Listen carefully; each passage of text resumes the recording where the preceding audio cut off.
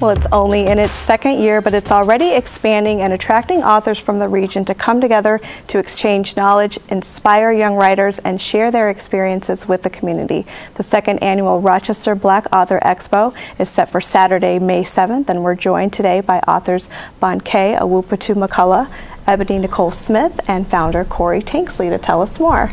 Thanks for coming on. Thanks for having us. Thank you. So, Corey, you're one of the founding members of the Expo. Can you give us the short history of how this came together?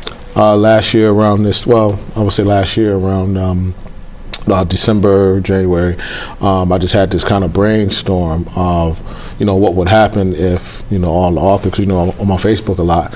So, I would see this author, and this author.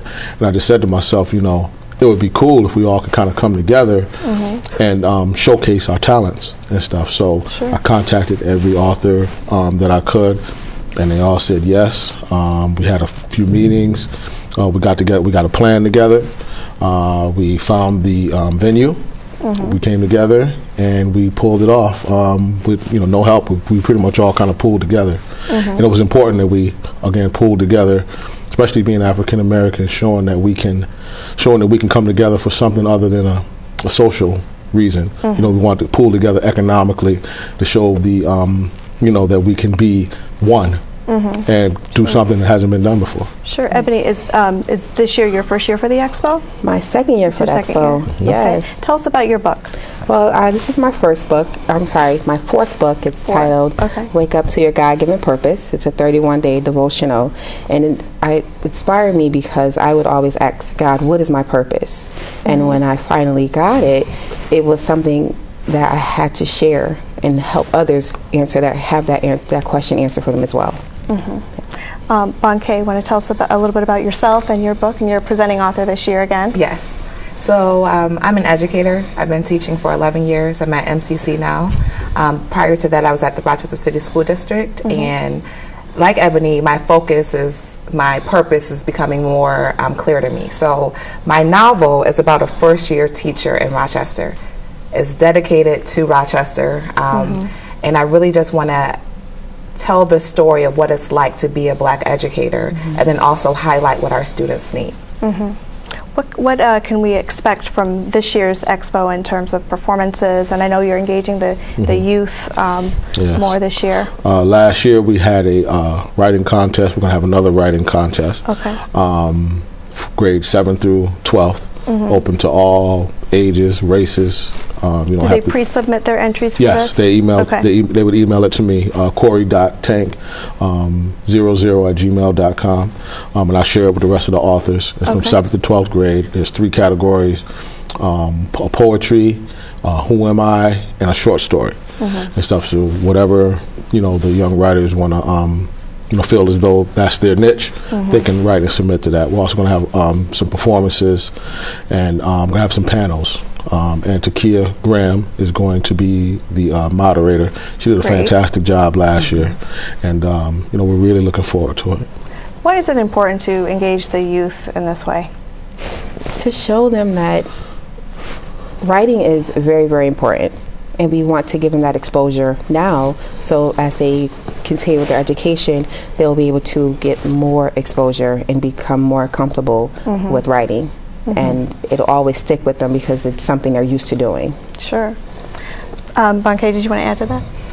Well, the purpose, and again, at the Black Author Expo, when you look at any major social movement, there's an art movement that complements it, and writers play a unique role in that. So you think of James Baldwin, Richard Wright. We need strong voices to capture what's going on in our era. So hopefully, and specific to Rochester, this expo will inspire our youth to say, I have a story that needs to be told, and nobody else can tell it for me. Right. Who do you hope comes this year that maybe wasn't present last year? Honestly, I would like more of a media presence. Again, I thank you guys and all the other that we did kind of pre-media.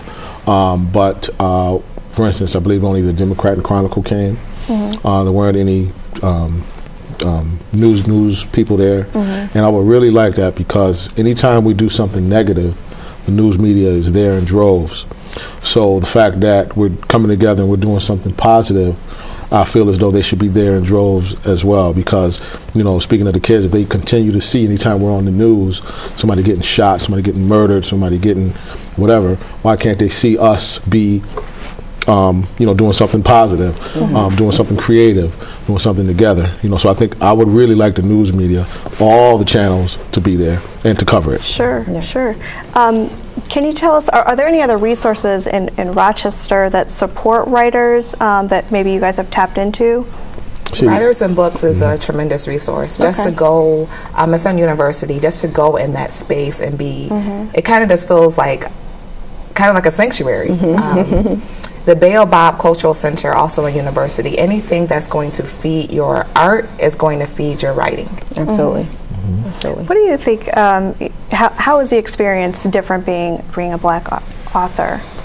Well, being a Black author, you can sometimes be put into a box for a specific style of writing. Okay. Like urban literature is what it would be titled as under that brand, but most times we have to stick to something that's like street literature. But when we try to branch out, or when we do branch out, it can be tough because people are so used to reading this specific type of story, or this storyline that's the same across the board, just different characters, different cities. So with her book, it's completely different. His is, as well as mine, devotional, and we have different, at this expo, you'll find everything from children's books to devotionals to romance novels, everything that people they know that African Americans write. So that's what we're doing. We are showcasing that we can touch every genre that's out there, sci-fi, everything. And we encourage children to adults to explore those different genres. Just read them and say, you know, I think I can do that. If you think you can, then you can. You just have to convince your brain that you can. But just do it. Just write it. How do you select authors for the expo to get that diversity? Well, a lot of it is, you know, we were talking about it before we came on. A lot of it is motivation. You know, all of us here are self-motivators. So if you're motivated, you know, you'll get in touch with me. You'll do whatever is necessary it is to be able to be a part of, you know, the expo, because you're hungry and you want your work to be shown. You know, and a lot, you know, sometimes I make some exceptions because people, for one reason or the other, but you have to have that hunger inside of you to want your story to be told. You know, so and we all have that, and you know, so it's necessarily, you know, they select themselves. I think that's the best way I could put it. Okay. Banke, what do you hope that the takeaway is from the expo? It's about, for me, access. Because when you said what's one of the biggest challenges being a Black writer, like Ebony illustrated, is having your work perceived in the same way as another writer. So to see authors, that should be inspiring, but also for people who come in to understand the business of writing. Because it's one thing to write the story, it's another to be able to sell the story. Absolutely. And so I'm just hoping through our panel discussions and people being able to come to our tables and talk with us, that anybody who's interested in the art form, first and foremost, will get the information that they need and understand that as a Black writer, we have an additional responsibility.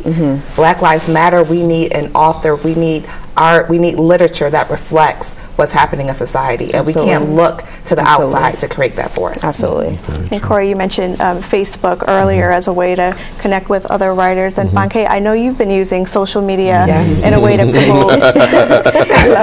What do you tell other writers that, you know, what are your tips for them on social media and promoting your book? You have to know your focus, and everything should tie into it. I'm naturally a teacher. So I write about teachers. So you have to be very specific in who you're trying to reach. So on Snapchat, I will snap lessons. So know what your lane is and stay in it. And don't look to the side, because what Corey does is different than what I do, because we have different backgrounds. Stay in your lane and be completely confident in it. And make sure that your social media is the same. You shouldn't have different names and various things. Mine is Banke, the author, across the board. Ebony, did you want to add to that? Yes, I agree so much. When we are out here, like what he was saying, when we're out here promoting ourselves and being an African American author, we have these boundaries that are specifically set, but we're going through them and we're knocking them out. So just keeping focus on what we want and keeping going forward, because only thing that can stop us is us. And all of us coming, 18 of us coming together in one location, it's going to be an amazing event. So we hope everyone comes. Like Bonke said, if you have information, if there's information you're seeking, you'll find it. And with our panel discussions, as a publisher, I've been doing this about 6 years now, and so publishing, I've got that packed down.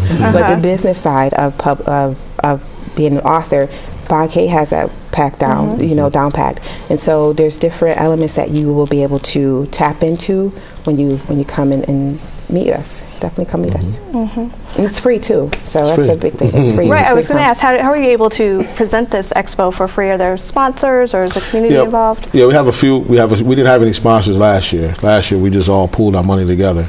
We have a few sponsors this year, but you know, it's still not quite enough.